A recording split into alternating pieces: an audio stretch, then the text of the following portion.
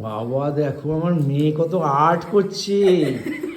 আমার মেয়ে যে এত আর্ট শিখে গেছে এটা আমি এতদিন ছোট থেকে বড় করেছি নিজেও জানি না, আমি জানো তো। মেয়ে বড় হয়েছে, বাবার হাতের বাইরে মেয়ে বড় হয়ে গেছে, মেয়ের বিয়ে হয়ে গেছে, মেয়ের বাচ্চা হয়ে গেছে। আচ্ছা আচ্ছা আচ্ছা, না মেয়ে বুড়ি মেয়েই আছে, মেয়ে বাচ্চাই। এটা বলো না বুড়ি হয়ে গেছি, এমনি আছি। হ্যাঁ বলে একটু মোটা হয়ে গেছে আমার মেয়ে। সুস্মিতা মা আমার কি করছে দেখি ফোনটার কাকু মধ্যে। আমি একটা ভিডিও শর্টস ভিডিও আপলোড করছি কাকু। ও আচ্ছা, তুমি সব ফ্রেশ হয়ে গেছো? আমি ফ্রেশ হয়ে গেছি। ঠিক আছে ঠিক আছে। কাকিমা এলো না কেন কাকু আজকে?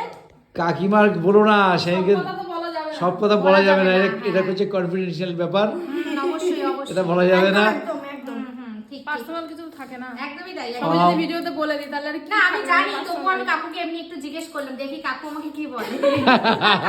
আমার রোজই কথা হয় ফোনে। আচ্ছা মজা করছে বন্ধুরা তোমরা, মজা করছি। একদম তাই। আর সুমিকে কত সুন্দর লাগে সেটা বলো।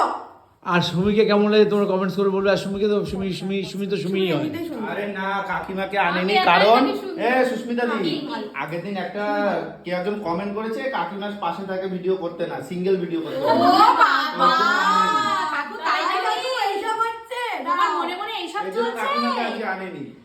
দেখো বন্ধুরা, কাকু দাড়ি পেকে গেছে, কাকু কি আর করবে বলো, শুধু সবার। না কিও এখনো বন্ধুরা কাকু বুড়ো বয়সে প্রেম করার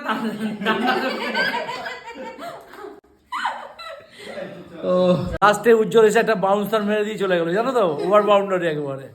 ঠিক আছে, টাটা।